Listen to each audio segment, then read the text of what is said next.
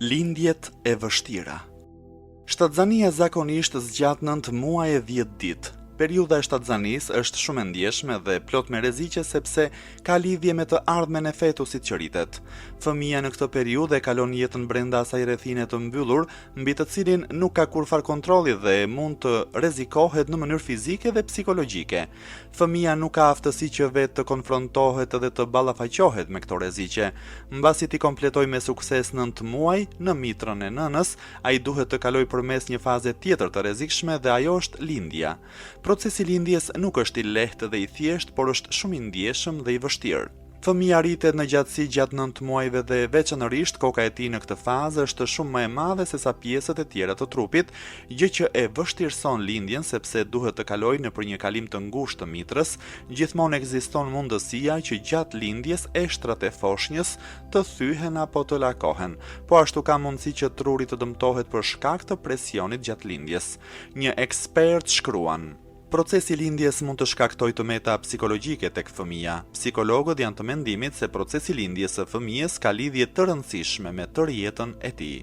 Sipas mendimit të tyre, lindja është një ndryshim revolucionar për mjedisin dhe për jetën e fëmijës dhe e ndan atë prej sigurisë dhe qetësisë që ka gëzuar përderisa ishte në mitër. Gjatë kohës së lindjes, frika dhe shqetësimi bëhen një pjesë e psikikës së personit. Njeriu jetën e kalon duke menduar për problemet dhe ndodhit e panjohura që mund ta godasin atë. Jeta e kaluar në fetus ishte pa brenga dhe lindja është arritja në brengat e kësaj bote. Doktor Xhelali shkruan: kur fëmia arrin në këtë botë do të jetë në presion për disa orë dhe ndikimi më i madh do të ushtrohet në kokën e tij, që është pjesa më e madhe e trupit gjatë lindjes. Nëse lindja nuk është normale, atëherë do të paraqiten vështirësitë dhe përveç rrezikut të mjedisit, fëmia duhet të ballafaqohet me rrezikun e instrumenteve mekanike që i përdorin gjatë lindjes.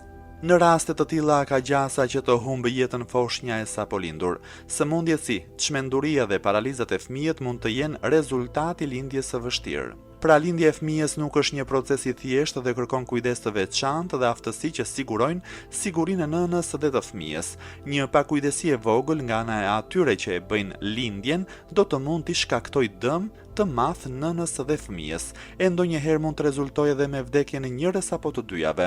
Por ditëve të sotit aftësitë e mjekëve dhe të specialistëve janë më të përparuara dhe është zvogëluar shumë mundësia e dëmtimit të fëmijës apo nënës. Gratë shtatzëna këshillohen që nëse kanë mundësi për të ardhur në kontakt me ndonjë ginekolog apo shtëpi të shëndetit, të konsultohen me ata para lindjes së fëmijës. Ato duhet të përcaktojnë datën e pritur të lindjes dhe të kërkojnë pranim në spital para lindjes, në mënyrë që të kujdesen për ato më mirë se sa që mund të kujdesen për to në shtëpi.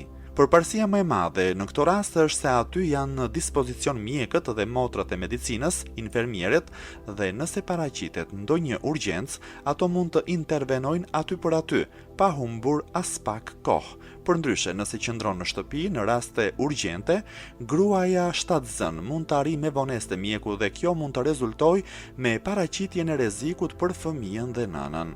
Një arsye tjetër për të dërguar gruan shtatzën në shtëpinë e lindjes para lindjes së fëmijës është se nuk mund të sigurohet mjedisi sanitar dhe kujdesi i personelit mjekësor në shtëpinë e saj sikur në shtëpinë e lindjes. Edhe një përparësi tjetër e shtëpisë së lindjes, pra maternitetit, është se aty do të jenë larg prej mendimeve dhe ndërhyrjeve të padëshiruara të grave të tjera të familjes. Në përgjithësi, mendimet e tilla nuk janë të përshtatshme dhe mund të jenë të dëmshme.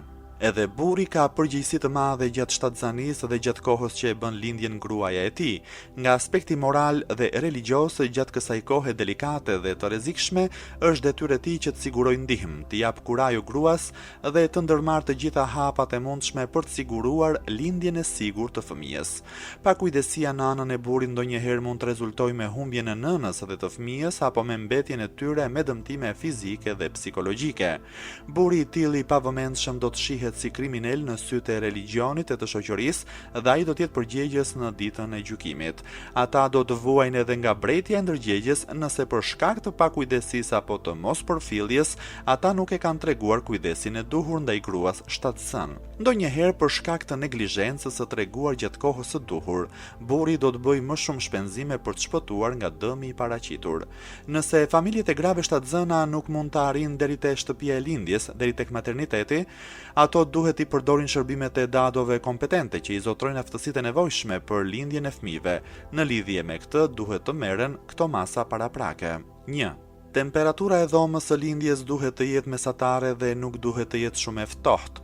Kjo është me rëndësi sepse gratë shtatzëna do të jenë në presionin e madh dhe për shkak të kohës gjatjes së dhimbjeve të lindjes, gjendja e saj shëndetësore do të dobësohet dhe do të djersësitet. Kjo gjendje do të mund të shkaktojë edhe ftohjen e foshnjës, si dhe mund të ekspozohet disa sëmundjeve të tjera. Nëse dhoma e lindjes ftohet mbas lindjes, ka gjasa që nëna do të ftohet. Era e ftohtë është shumë e dëmshme për foshnjën e sapo lindur, nga se mjedisi i mitrës së nënës ishte më i ngrohtë, duke pasur parasysh se temperatura normale e trupit të njeriut është 37.5 gradë, ndërsa temperatura e dhomës është më e ulët. Trupi i foshnjës mbas lindjes nuk është i qëndrueshëm që të mund të përshtatet ndryshimeve. Foshnjat e tilla zakonisht sëmuren dhe trajtimi i tyre është i vështirë, kështu që edhe mortaliteti i foshnjave të tilla është më i madh. 2. Është e domosdoshme që në dhomën e lindjes të parandalohet ndotja e ajrit me tym nga djegja e qymyrit apo naftës. Frymëmarrja në një mjedis të tillë është e dëmshme si për nënën ashtu edhe për fëmijën. 3. Është e këshilluar që në dhomat e lindjes të mos hyjnë e të dalin shumë vizitor. Vizitorët e panevojshëm nuk duhet të hyjnë në këtë dhomë. Vizitorët e tillë mund ta shqetësojnë gruan shtatzën dhe mund të bartin infeksione kur të vinë nga jashtë. Në Islam është ndaluar që gratë e tjera të shikojnë pjesët e trupit të një gruaje. Gjatë lindjes gruaja shtatzën nuk do të ketë mundësi të mbulojë pjesët e turpshme të trupit.